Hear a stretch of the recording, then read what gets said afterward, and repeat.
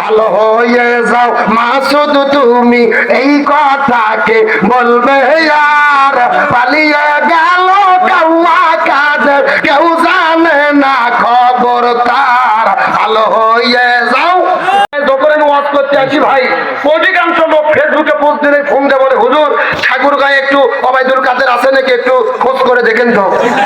মানে উনি বলেছিল আমি প্রয়োজনে ঠাকুর গায়ে ফখরুলের ভাষায়, কিন্তু এক মাস আগে আপনাদের ফখরুল ইসলাম আলমগীর আপনাদের সন্তান অত্যন্ত ভদ্র মার্জিত মানুষ, উনি বলেছে কোথায়, আমি তো ঘরের দরজা খুলে রেখেছিলাম, উনি তো আর আসলেন না।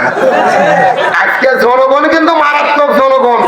ওবাইদুল কাদের মুখ ভিজলে ভিজলে মানুষের মনে যত কষ্ট দিয়েছে এত কষ্ট বাংলাদেশে কোনো নেতা দেয়নি। মানে ওর ওই ভিজলেনি বক্তব্য শুনে জীবন ঝালাপালা হয়ে গেছে। তবে এখনকার ছেলে পেলে মারাত্মক, ও যেরকম মুখ ভিজলেই তো ওই রকম মারাত্মক কিছু শিল্পী গান বার করছে ভাই। আমি কি বলবো, কথা বলেন বলবো, কথা বলেন বলবো। ভালো হয়ে যাও মাসুদ তুমি এই কথাকে বলবে আর পালিয়ে গেল কাউয়া কাদের কেউ জানে না খবর তার ভালো হয়ে যাও। কতক্ষণ কতক্ষণ ফখরুল সাহেব আপনার বাসায় কাউয়া কাদের গেছেন ঠাকুর গাইনে বাসায় আপনি থাকতে তারে দিছেননি, থাকতে তারে দিছেননি, তার সাথে হিসাব বাকি আছে। হাই হাই কথা বলে গা, তার সাথে হিসাব বাকি আছে লক্ষ কোটি জনতার পালিয়া গেল কাউয়া কাদের কেউ জানে না খবর তার ভালো হয়ে যাও। কতক্ষণ কতক্ষণ দুই কান্ত দুই ফেরেশতা আছে না নাই? দুই ফেরেশতা কলম বাড়ি করে দাঁত দিয়ে কামড়াচ্ছে। আল্লাহ বলছে কে ফেরেশতা কলম দাঁত দিয়ে কামড়াও কেন? ফেরেশতা বলতেছে আল্লাহ আমরা তো বুঝবে পারিনি লিখবো কি। এই কোরআন হাদিসের মধ্যে হকামকি কোতাকুতি কোন জিকির আছে? জিকির হলো ফরজ ইবাদত। যেরকম কি ইবাদত? আল্লাহ বলছেন ফাযকুরুনি আযকুরুকুম, তোমরা আমার জিকির করো আমিও তোমাদের জিকির। যে ফরজ ইবাদত যদি জিকির হয় রাসূলের তরিকায় করার দরকার আছে না নাই? রাসূল বলেছেন জিকিরের সর্বমোট শব্দ হলো 4টি। যারা বলেন কয়টি? সুবহানাল্লাহ, আলহামদুলিল্লাহ, লা ইলাহা ইল্লাল্লাহ, আল্লাহু আকবার। এই 4টা শব্দ ছাড়া সহি কোনো জিকির। আর বাংলাদেশে তো জিকির চলে বসেন বসেন, আছে না না? এখন আর তাহিরের জিকির চলতেছে না, এখন তাহিরের বন্ধুর জিকির চলতেছে হেমতেই আল্লাহ হেমতেই আল্লাহ। যুবকেরা কথা কয় না।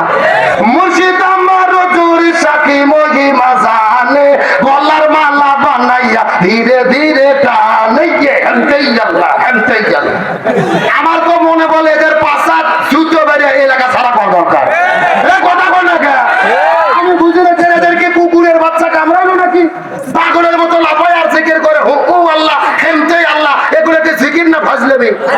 যখন জিকির না ফাজলামি। 3 দিন আগে দেখলাম একটা মাহফিলে কিছু শ্রোতা নাচতে নাচতে জিকির করতে করতে বাপ ধরে মাথাত লাফ দিয়ে উঠে ওই বান্দরের মতো ঝুলতিস আর জিকির করতেছে। এগুলো কি জিকির না ফাজলামি? আমার তো মনে করে জিকির থেকে হিন্দুরাও হাসাহাসি করে, বৌদ্ধ খ্রিস্টানরা হাসাহাসি করে, যেখানে ধর্মটা কি। এদের এই সমস্ত নাচানাচি দেখে কিছু বাউল শিল্পী আমার গান বের করছে, আমি কি বলবো নাকি?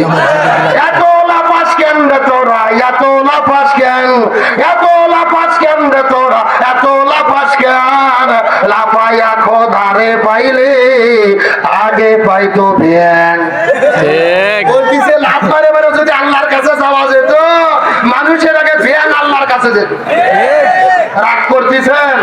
আসেন জিকির সম্পর্কে আলোচনা করার আমার উদ্দেশ্য নয়, আমি যে জিনিসটা আপনাদেরকে বুঝাইতে চাই, এই জিকির পার্টির কি কোনো বিপদ বাংলাদেশে আছে? এই কথা বলেন আছে? নামাজ পড়লে বিপদ আছে নাই? হজ করলে বিপদ আছে নাই? রোজা রাখলে বিপদ আছে নাই? বলেন তো বাংলাদেশে একটা মাত্র ইবাদত করলে বিপদ হয়, ওই ইবাদতের নাম কি? মুরব্বি মুরব্বি ও বসে কাছে যাচ্ছে না। এবার মুরব্বি কে মুরব্বি করে শোল করলে ওটা ঘটনা কি? বক্তার চাইতে শ্রোতার আরো বেশি সেনা। ওই যে 3 মাস আগে আমাদের কুমিল্লার মোস্তাক ফয়জি হুজুর এক মুরব্বি উঠে যাচ্ছে, উনি শুধু বলছে মুরব্বি মুরব্বি, মানে আপনি বসেন উঠে যাবেন না। এই মিডিয়ার ছেলেমেলে এত সেনা ভাই, 30 সেকেন্ড কাটে এমন ভাবে ভাইরাল করছে পুরো দেশ শুধু মুরব্বি মুরব্বি জিকির করতে। শোনেন, ওটার কোন সুযোগ। আমার মারপিলে আমন যাইতো, ভবন যাইতো, শোন যাইতো, খাওন যাইতো, কিন্তু মাগার খাওয়ান যাইতো না। রাজি আছেন তো ইনশাল্লাহ?